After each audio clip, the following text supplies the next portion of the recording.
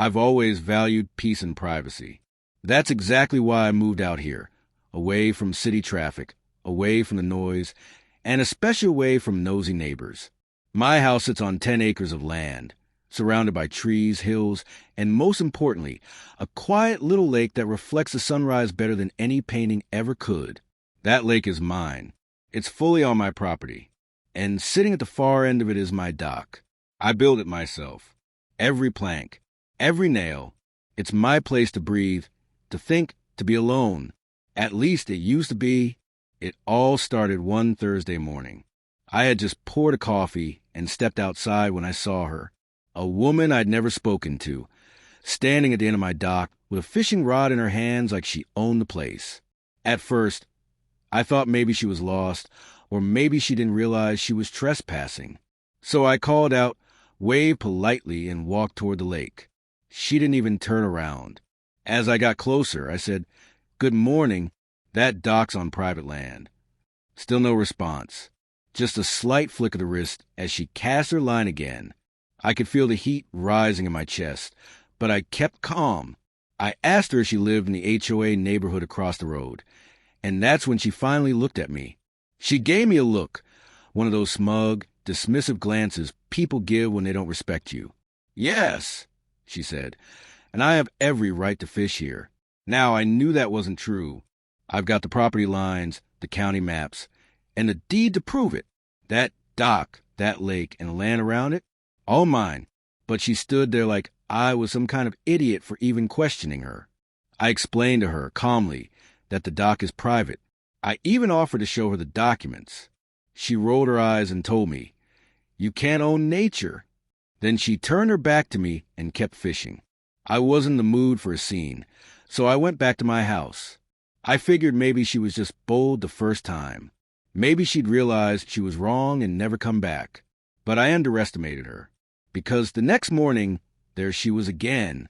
Same spot, same rod, and the same smug look when she saw me standing at my porch. That's when I learned her name was Karen. Fitting, right? Over the next 2 weeks, Karen kept showing up, sometimes twice a day, early mornings, late afternoons, always parked on the side of the road near my fence, always strutting down to the dock like it belonged to her. I told her repeatedly to leave. I even contacted the HOA. But of course, they weren't helpful. They said things like, "We can't control where residents walk if it's not clearly marked, and perhaps you should install a gate if you want more privacy." So now it was on me to keep her off my land. I considered calling the police, but I knew how that would look. An older woman fishing in a quiet lake versus me trying to kick her out. I'd be the villain in that story, at least in the public eye. But the truth was, she was trespassing, and she knew it.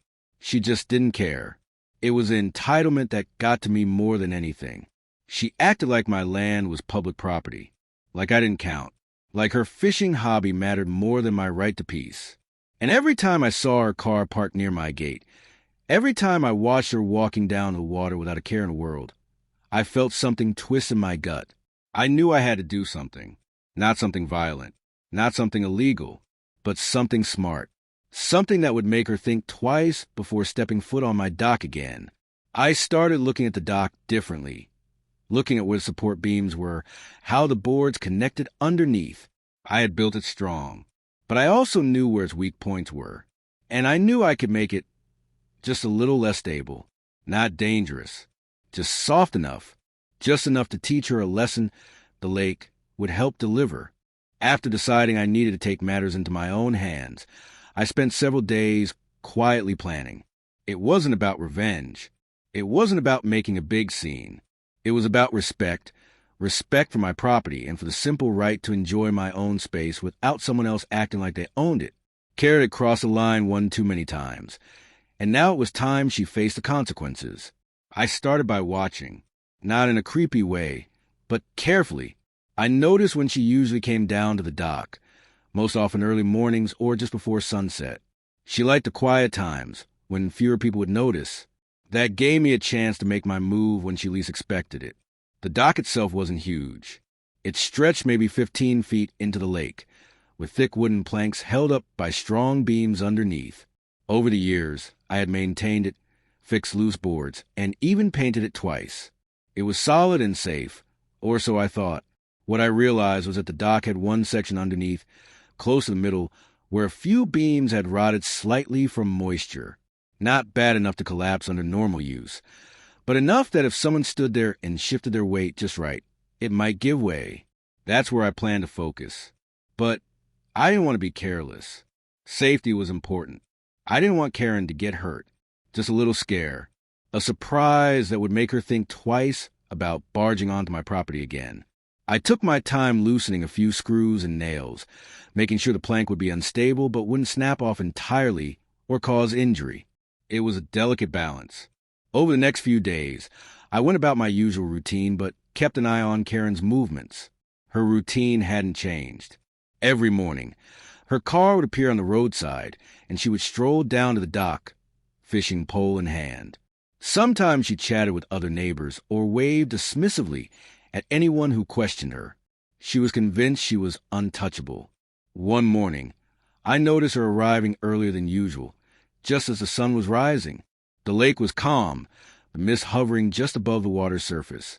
It was a kind of quiet moment that made me love this place so much. But Karen broke the silence. I watched her walk confidently to the dock, set down her tackle box, and cast her line with practiced ease. She had no idea what was waiting for her. I stayed inside, watching through the window, my heart pounding. It wasn't about gloating. It was about justice. She had ignored every polite warning, every attempt to protect my property. Now, it was time for nature to take its course. As she moved from one side of the dock to the other, her footsteps light but steady, I saw the plank I'd loosened wobble beneath her feet. For a moment, she didn't notice. Then, as she shifted her weight, it gave way just enough to lose her balance. Her arms flailed, and before she could catch herself, she toppled backward into the cold water. The splash was loud. I rushed outside, not to watch her struggle, but to make sure she was okay.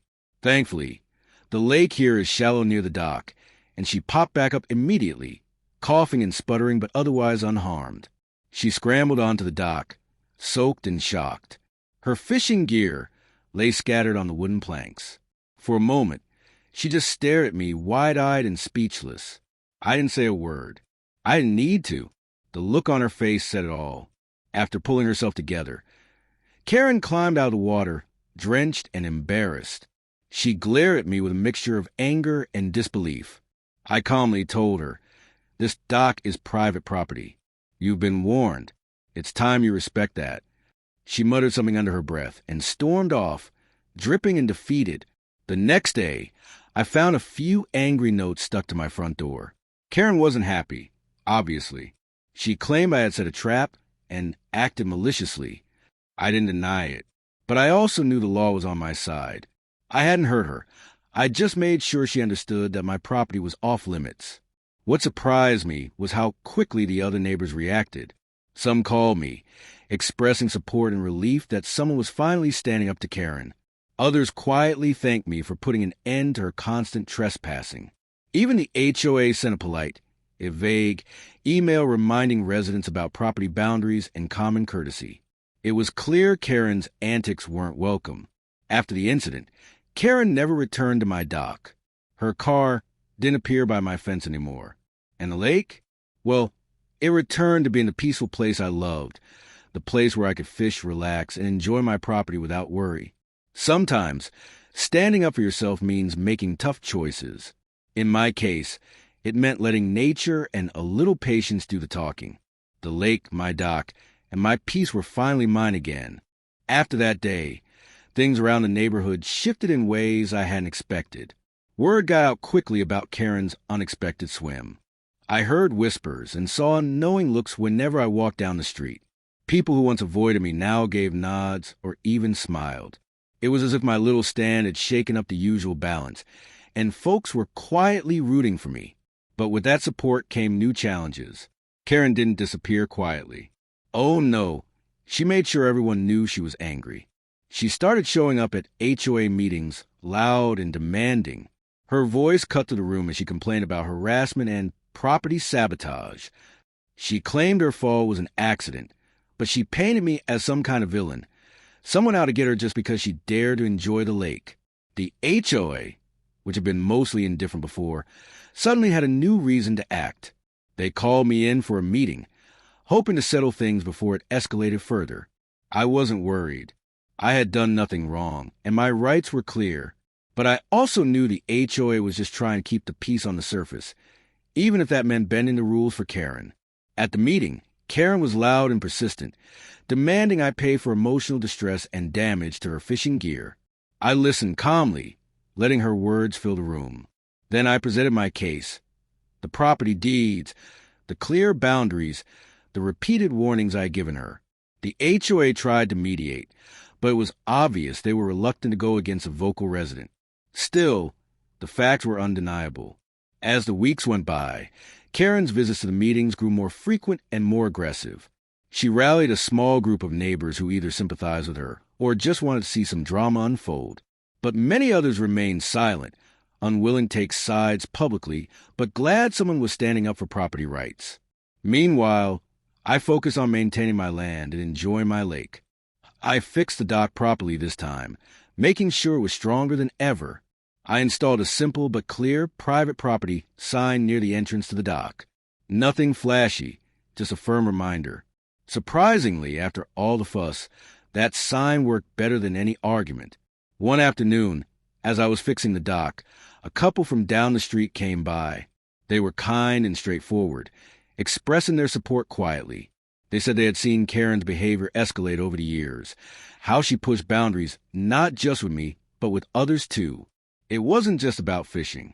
It was about entitlement and disrespect. I appreciated hearing that.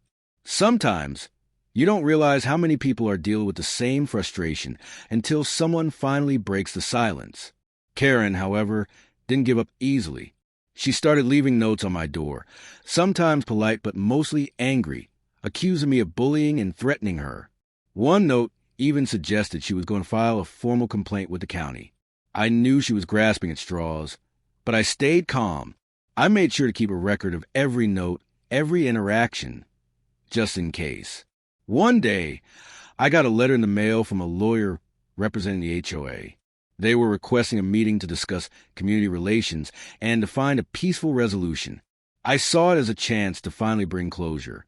At the meeting, the HOA representatives made it clear they wanted to avoid any legal battles. Karen was present, looking defiant but quieter than usual. We talked openly about property lines, respect, and boundaries. The HOA agreed to put up clearer markers around the community to prevent future misunderstandings. Karen was reminded firmly about the private nature of my lake and dock. It was a kind of resolution that, while not perfect, kept the peace. From then on, Karen stopped coming to my dock.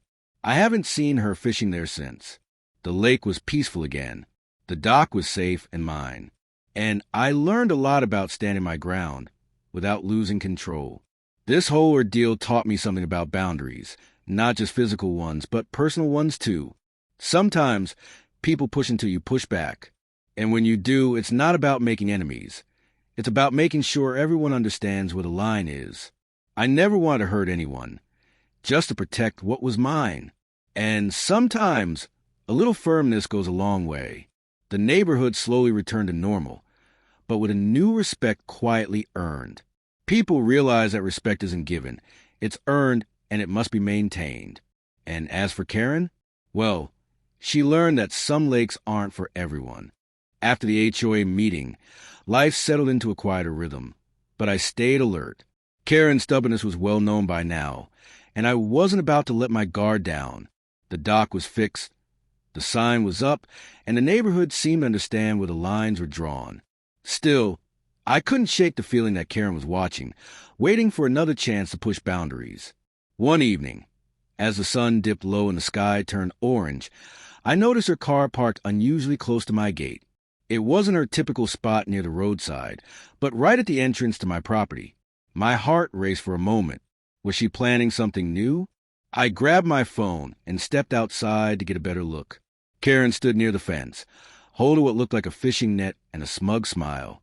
I called out calmly, "You know this is private property. What are you doing here?" She shrugged like it was no big deal. Just checking if the lake's ready for tomorrow's fishing contest, she said, clearly trying to push buttons. I didn't rise to it. Instead, I walked over slowly, making it clear I wasn't intimidated. The fishing contest does include my lake, I said firmly. If you want to fish, there are public spots down the road. Her smile faltered for a moment, but then she laughed, a sharp sound that didn't reach her eyes. You're always so serious, she said. Lighten up. I shook my head and turned back toward my house, but before I could go inside, she called after me. You're going to regret this.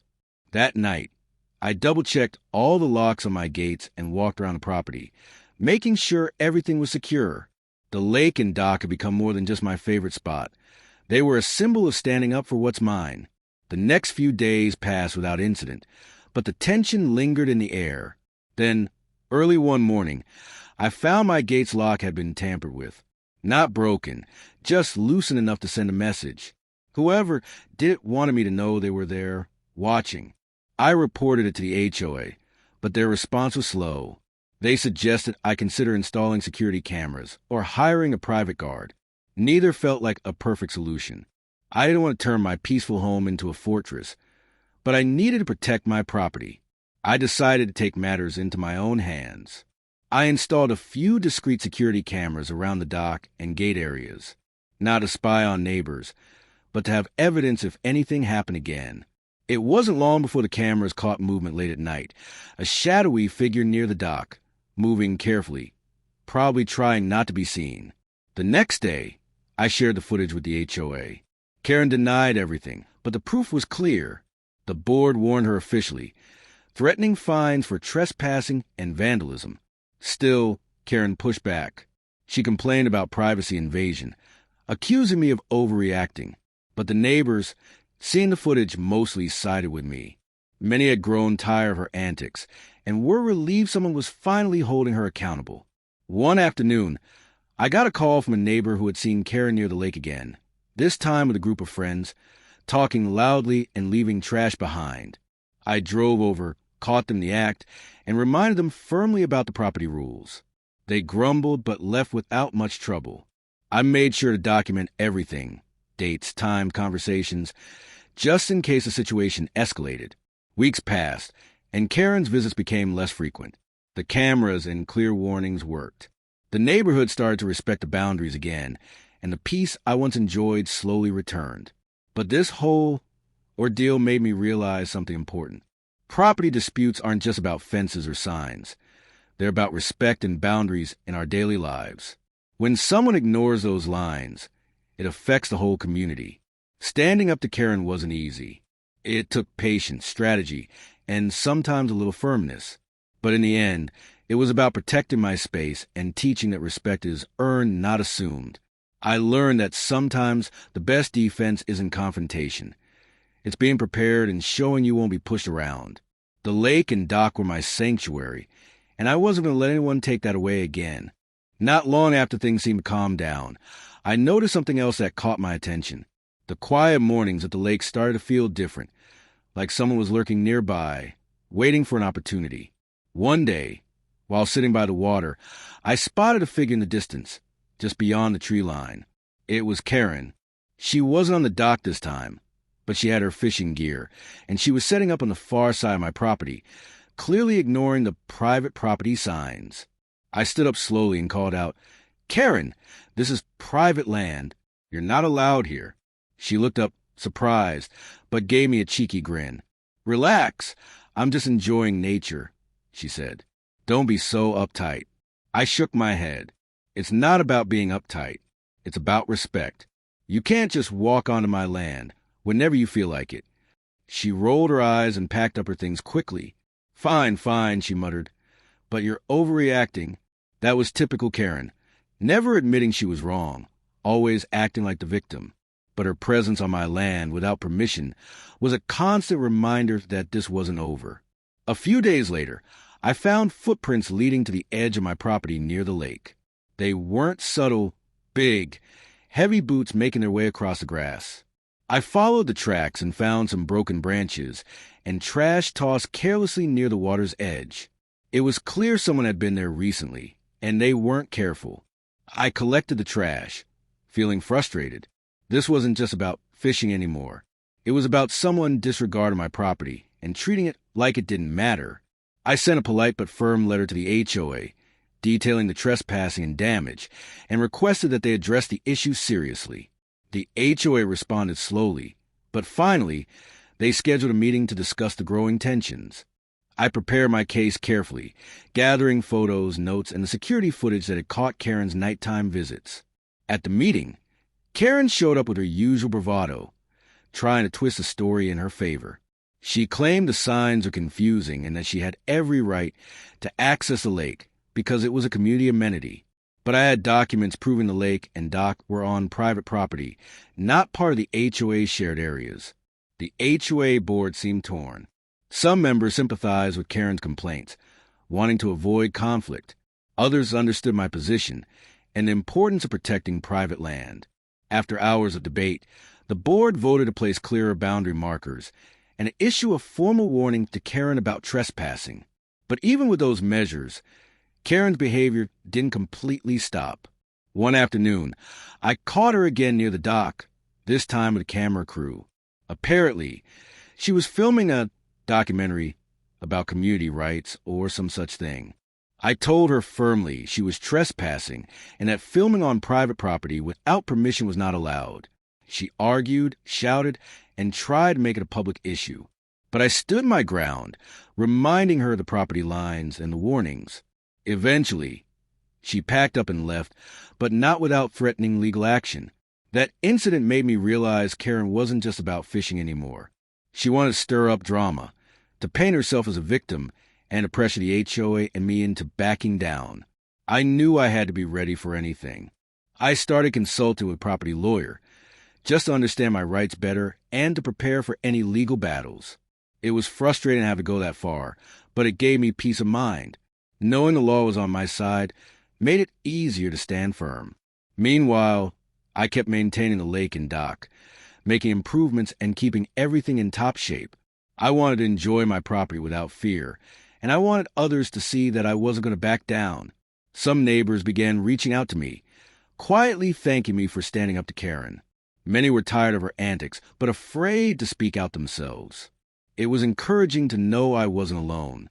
One evening, as I sat by the lake, watching the sunset, I felt a sense of calm returning. This place was mine, and I was doing everything I could to protect it. Karen might keep trying, but I was ready. I learned that boundaries aren't just lines on a map. They're about respect, patience, and standing up when necessary.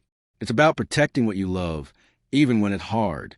And sometimes, the biggest challenge isn't the person crossing the line, but the persistence it takes to hold your ground. The lake, the dock, and the peace I sought were worth every moment of the fight. And as long as I kept standing strong, I knew I could enjoy them for years to come. The tension in the neighborhood had been simmering for a while, but one morning, things took a surprising turn. I was out early, walking along the edge of my property near the lake, when I noticed something unusual. There was a small group of people gathered by the dock, neighbors I hadn't expected to see hanging around. They looked curious but cautious. One of them waved when they spotted me and called out, "Hey, mind if we talk for a minute?" I approached, wondering what was going on. It turned out they wanted to thank me for standing up to Karen and protecting the lake. They admitted they had been quietly frustrated with the situation, but didn't feel brave enough to say anything themselves. Hearing that felt like a small victory. It was clear that Karen's constant drama had affected more people than I realized. As we talked, they shared stories of their own experiences with the HOA and Karen's antics. Apparently, she had a reputation for pushing limits, not just with me but throughout the community. Her constant complaints and attempts to claim shared spaces had caused a lot of headaches. I wasn't alone in this battle, and that gave me new energy. A few days later, I received a call from the HOA board. They wanted to discuss a proposal to increase security measures around the lake and dock area to prevent further trespassing and damage. I agreed immediately. It was a relief to see the board finally taking action after so much back and forth. We met at the community center, where I presented my case with photos, videos, and detailed notes. The HOA board members listened carefully, nodding along as I explained the ongoing issues. They agreed that clearer boundary markers, better lighting, and security cameras would help protect private properties and reduce conflicts. During the meeting, Karen showed up again, trying to interrupt and argue. She insisted the lake was a community resource and accused me of being selfish. But this time, the board didn't let her derail the conversation. They reminded her politely, but firmly about the private ownership of the lake and dock. The tone of the meeting had clearly shifted. After the meeting, I felt hopeful. It was the first time the HOA took a clear stance supporting property owners and setting firm boundaries. I started working with a local security company to install discrete cameras and motion sensor lights around the dock and gate areas. Not to make the place feel like a fortress, but to create a safe, respectful environment for everyone. Meanwhile, Karen seemed to retreat for a while. I didn't see her near the lake or dock, and the neighborhood felt calmer, but I stayed prepared. Property disputes rarely end quietly, especially with someone like her. One afternoon, while working near the dock, I noticed a group of teenagers hanging out close to the water. They seemed harmless, but were clearly unaware of the private property rules. I approached them calmly and explained the situation, how this part of the lake belonged to me, and why it was important to respect those boundaries. They listened and apologized, promising to respect the area. I realized that sometimes setting boundaries isn't about confrontation but education. People don't always know where the lines are until someone kindly points them out. That evening, I took a walk around the lake, enjoying the peace I had fought for. The water was calm, reflecting the golden sunset, and the dock stood strong and inviting. It was a reminder that property isn't just land or water. It's a place filled with memories, hard work, and pride. Karen's drama had tested my patience, my resolve, and my willingness to stand up for what's mine. But it also taught me about community, respect, and the importance of clear boundaries. Sometimes, it's not about fighting the person, but about protecting the space you love. I knew the peace wouldn't last forever, but I was ready for whatever came next. Because this lake, this dock, and this land were mine to protect. And no amount of noise or fuss would change that. Just when I thought things were finally settling down, Karen found a new way to stir the pot. It started with a letter slipped under my door, filled with accusations and demands. She claimed I was monopolizing community resources and insisted that everyone should have access to the lake. The letter was aggressive but also strange, almost like she was trying to rally support for her cause, but doing it behind closed doors. I didn't respond immediately. Instead, I took some time to gather my thoughts and prepare. I knew that reacting in anger would only feed the fire. So, I documented everything: her letter, my previous interactions with her, and the steps I had taken to protect my property legally and respectfully. I wanted to be ready for whatever came next, because with Karen, it was never just a simple disagreement. A few days later, during one of the HOA's regular meetings, Karen brought up the lake again. She stood up in front of everyone, waving her letter like a banner. Her voice was loud and dramatic, accusing me of trying to kick neighbors out and turn a public space into a private playground. It was clear she was trying to win sympathy, painting herself as the victim. But something had changed. This time, many neighbors looked uncomfortable or even annoyed. Karen's endless complaints had worn thin. People were tired of the drama, and they weren't by her story anymore. When the board asked me to respond, I calmly explained the facts: my land ownership, the legal boundaries, and the efforts I'd made to keep the peace. I showed the documentation and explained how her repeated trespassing and disrespect had caused problems, not just for me, but for the entire neighborhood. The room was silent for a moment. Then, one by one, people started nodding, and even a few voiced their support. It felt like the tide was finally turning. The HOA decided to back up the private property rules with stronger enforcement. They sent out clear notices about property boundaries and trespassing consequences. Karen was warned that any future violations could result in fines or even legal action. It wasn't a perfect fix, but it was progress. Over the next weeks, the neighborhood began to breathe easier. Karen's visits to the lake stopped. The dock remained peaceful. I even noticed a few neighbors using the nearby public fishing spots, seemingly content to respect the rules. Still, I kept the security cameras running and stayed vigilant. Experience had taught me that peace like this can be fragile. But it also reminded me that standing up for what's right, even against someone relentless like Karen, can pay off. One afternoon, as I sat by the lake watching the gentle ripple of water, I thought about everything that had happened. The fights, the tension, the moments of doubt. But I also thought about what I had gained, a deeper understanding of boundaries, respect, and community. It wasn't just about the land or the dock. It was about protecting what matters and holding your ground without losing yourself. I realized that sometimes the hardest battles are the ones that teach you the most.